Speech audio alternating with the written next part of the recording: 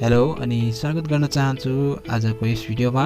आजको भिडियो चाहिँ single phase house wiring process हुनेछ। 4 कोठासितको घरको हाउस वायरिङ प्रोसेस आज देखाउने छौं। कसरी गर्ने हो house wiring, line neutral phase कसरी लिएर आएर तपाईले सबैभन्दा पहिला लाइनबाट मिटरबाट डीपी बक्समा, त्यसपछि एमसीबी बक्समा कसरी सप्लाई दिने भनेर आज ए टु जेड सिक्ने छौं। साथीहरु भिडियोलाई सुरुबाट अन्तिमसम्म हेरेर साथ दिनु होला भन्न चाहे यहाँनेर। र एउटा भिडियोलाई सुरु गर्नुभन्दा अगाडि चाहिँ अर्को एउटा रिक्वेस्ट गर्न चाहे यहाँनेर हाम्रो भिडियोमा अनि च्यानलमा नयाँ हुनुहुन्छ भने प्लिज च्यानललाई सब्स्क्राइब गरेर छेउमा रहेको बेल आइकन थिची अल भन्ने आइकनलाई प्रेस गरिदिनु होला। यसो गर्नुभयो भने तपाईलाई हाम्रो नोटिफिकेसन सबैभन्दा पहिला आउने गर्छ। यहाँनेर तपाईहरुलाई देख्न सक्नुहुन्छ एनिमेसन पनि आइसकेको छ। प्लिज सब्स्क्राइब गरिदिनु होला। लाउन साथीहरु ढिला नगरी आजको भिडियो स्टार्ट गरौँ है त साथीहरु। Single phase house wiring process, 4 कोठा सितको घरको हाउस वायरिङ प्रोसेस कसरी हुन्छ भन्ने कुरा हुन्छ। सबैभन्दा पहिला पोल देख्न सक्नुहुन्छ यहाँनेर एनए नेपाल इलेक्ट्रिसिटी अथोरिटीको लाइन 220 भोल्टेजको, त्यसपछि मिटरमा, त्यसपछि डीपी बक्समा, त्यसपछि 4 वटा कोठाको लागि 4 वटा एमसीबी चाहिने गर्छ। एमसीबी आइसकेको छ। एमसीबी त्यसपछि अब हामीले सबैभन्दा पहिला लाइनको काम गर्नुपर्ने हुन्छ।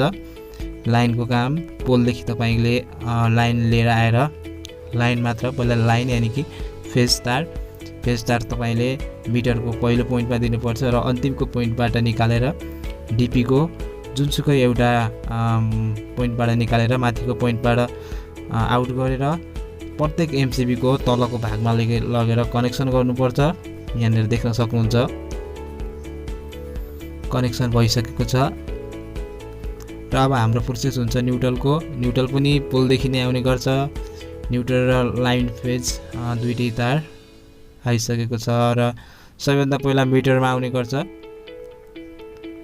त्यसपछि मिटरबाट आउट भइसकेपछि डीपीमा आउने गर्छ।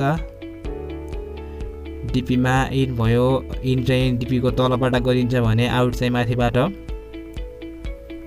देख्न सक्नुहुन्छ यहाँनेर। अब त्यसपछि हाम्रो प्रोसेस हुन्छ रुमहरुको रुम 1, रुम 2, रुम 3, रुम 4 भनेर आइसकेको छ। देख्न सक्नुहुन्छ यहाँनेर मोबाइलमा। त्यसपछि अब हाम्रो काम हुन्छ न्युट्रललाई प्रत्येक रुममा दिने।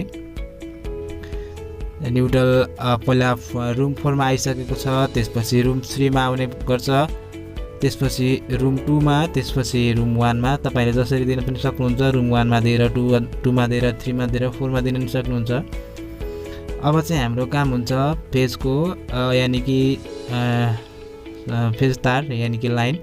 सबैभन्दा पहिला हामीले एउटा एमसीबी रुम 4 मा, एउटा एमसीबी को आउट रुम 3 मा, एउटा एमसीबी को आउट रुम 2 मा र अर्कोको रुम 1 मा लगेर दिदै छौं। यहाँनेर लाइन तार पनि तपाईको आइसक्यो प्रत्येक रुमको लागि। अब हाम्रो अन्तिम पोइन्ट हुने गर्छ अर्थिङको पोइन्ट। अर्थिङको पोइन्टलाई पनि त्यस्तै हो साथीहरु। सबैभन्दा पहिला रुम 4 मा हामीले दिने गइरहेको छौं अर्थिङ पोइन्ट, अनि रुम 1 मा, अनि रुम 2 मा, अनि रुम 3 मा। यसै गरी line, neutral phase neutral, line अनि अर्थिङ सबै कोठामा पुगिसकेको छ। एमसीबीबाट तपाईको लाइन आयो भने डाइरेक्ट डीपीबाट सबै कोठामा न्युट्रल गइसकेको साथीहरु। आजको भिडियो यति नै साथीहरु। अर्को भिडियोमा फेरि भेटौँला। हस्त धन्यवाद साथीहरु।